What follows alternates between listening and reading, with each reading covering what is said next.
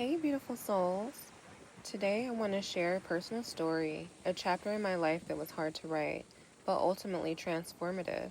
It's about letting go, not just of relationships, but also of jobs, friendships, and even old mindsets that no longer aligned with who I was becoming. You see, as a Taurus woman, loyalty runs deep in my veins. I've always prided myself on being the kind of person who sticks it out through thick and thin. I love to show my unwavering commitment even when things get messy.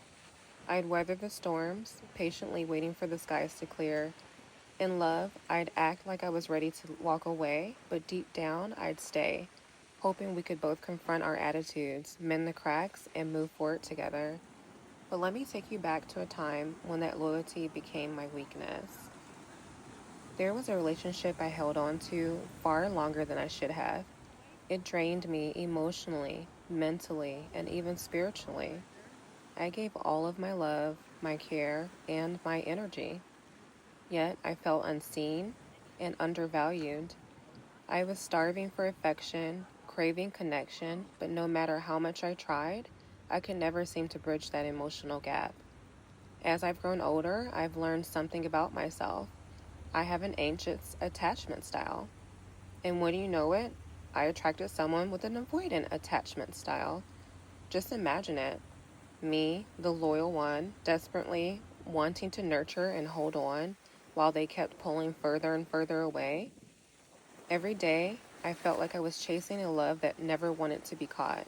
I made excuses for their behavior, convincing myself that if I just gave more, loved harder, or waited longer, things would change. But deep down, I knew I was sacrificing myself. Then one day, everything changed. God has a way of stepping in when we refuse to make the hard decisions for ourselves. And in this relationship, God created a tower moment for me. If you're familiar with the tarot, you know that the tower card represents destruction, upheaval, and sudden change. It's the kind of moment that shakes your foundation, forcing you to rebuild, but this time stronger.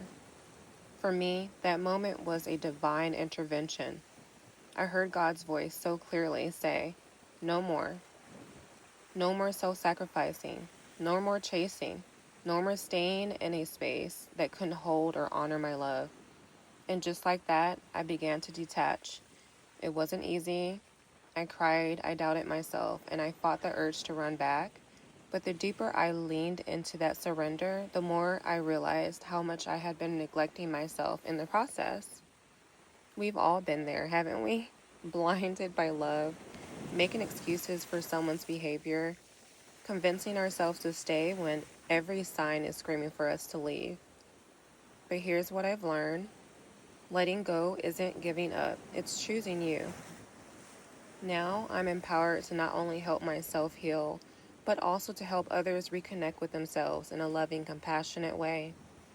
So if you're holding on to something or someone that's weighing you down, I want you to know you're not alone. Letting go doesn't mean you failed. It means you've decided to prioritize your peace, your growth, and your freedom. Take a moment with me and let's breathe deeply. Hold and release. Ask yourself, what would my life look like if I just let go? Letting go doesn't mean you forget what you've been through. It doesn't make the love or the memories any less real. But it does mean you're ready to step into a new chapter. A chapter where you're not carrying the weight of something that no longer serves you. Happiness isn't found in controlling every outcome. It's found in embracing the present, trusting the journey, and loving yourself through every single chapter. You are strong, you are resilient, and you deserve to feel free. If this story resonates with you, share it with someone who needs to hear it. Let's remind each other that we're not alone in this journey of growth and healing with so much love and light. Until next time.